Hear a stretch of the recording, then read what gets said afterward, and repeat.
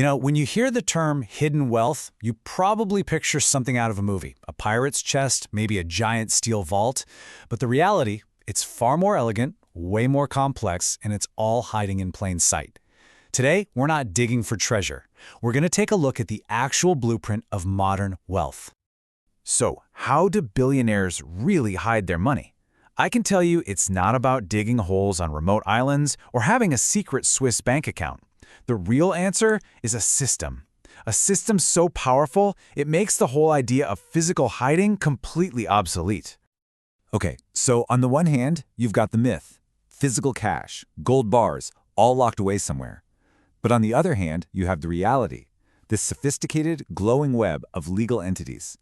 You see, the real secret isn't hiding the money, it's structuring it. It's about legally disconnecting your name from your assets until the wealth becomes, for all practical purposes, invisible.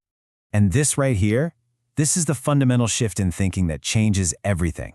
The game isn't about geography, it's about architecture. It's not about finding a secret place to put your stuff, it's about building a legal fortress around it, right where it is. Once you get this one concept, the entire world of wealth just looks completely different. So here's how we're going to break this all down. We'll start with the great misconception. Then we'll reveal the golden rule of control, explore the invisible architecture and what I call its cheat codes, see the global playing field in a new light, and finally, get inside the architect's mindset that makes this whole thing work.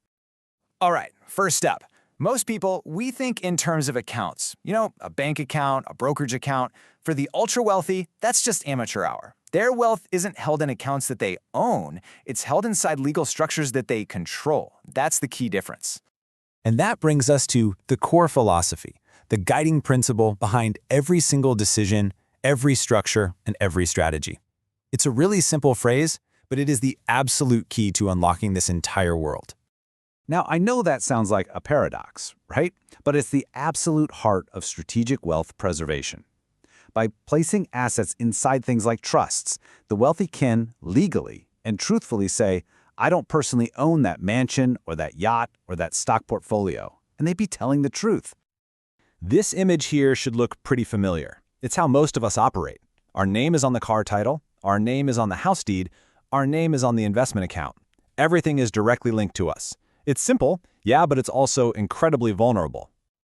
And this is the alternative. The wealthy individual doesn't own the assets directly. No. Instead, they control the structure that owns the assets. That glowing key, that represents control, the power to direct, use, and benefit from all those assets, but without the legal burden of actually owning them. They build layers between themselves and their wealth. So why on earth go to all this trouble? Well, it boils down to three incredibly powerful reasons. First, privacy. When a trust owns a property, your name doesn't show up on any public record. Second, liability protection. If you get sued personally, creditors can't just come and seize assets you don't legally own. The fortress holds. And third, tax efficiency. These structures play by a different set of rules, which allows for deductions and strategies that just aren't available to a regular person. Okay, so we understand the why, but what exactly are these structures? Let's take a look at the actual bricks and mortar of this invisible architecture.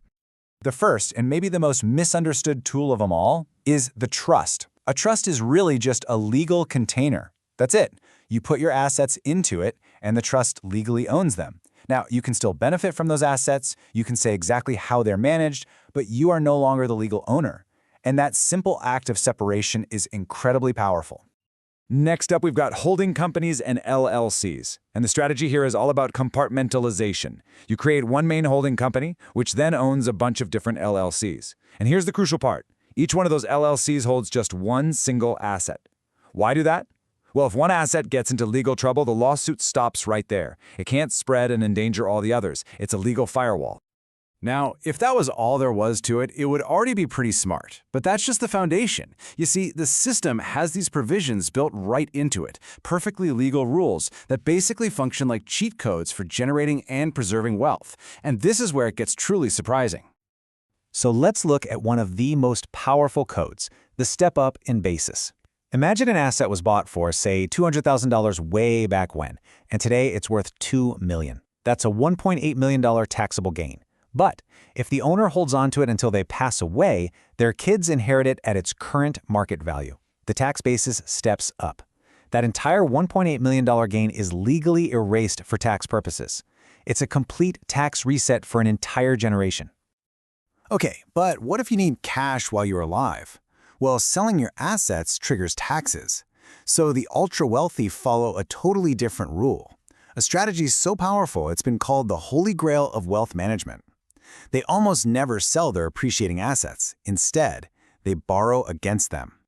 It's simple. Selling is a taxable event. Borrowing is not. I mean, look at these two paths. If you sell a $10 million portfolio, you could end up paying millions in taxes, leaving you with way less cash. But if you just borrow $5 million against it, you get the cash tax-free, and your original $10 million asset is still invested and still growing. You get the cash without having to sell the golden goose. It is the ultimate cheat code. Now, these strategies don't just happen in a vacuum.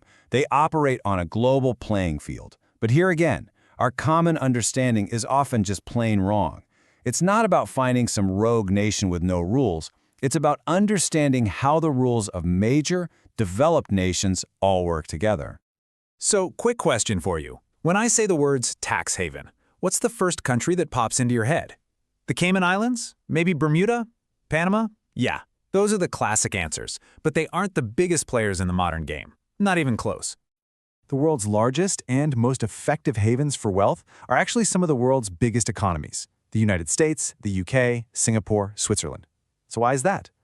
It's because they offer what the wealthy truly want: political stability, strong laws, and, believe it or not, corporate privacy. And another powerful tool on this global stage is the private foundation. Now, we see them as vehicles for public good and philanthropy, and they certainly are that.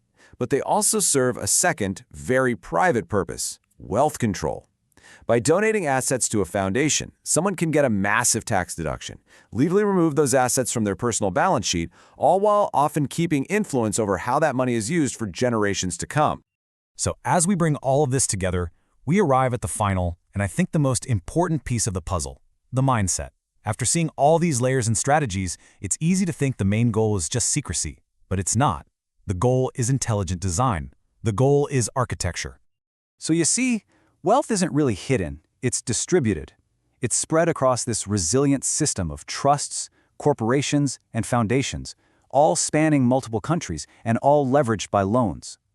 Each piece is like a load-bearing wall in a much larger structure, creating a system that is private, protected, and incredibly efficient. And this brings us right back to that architect's creed. Wealth is not what you own personally. Wealth is what you control strategically. It's all about the power to direct assets, not just having your name on the deed. In the end, it's easy to look at this whole system and feel like it's unfair. But the key takeaway here is that the wealthy aren't necessarily breaking the rules. They're using all of the rules that are written into the system, rules that are often available to anyone who knows they exist.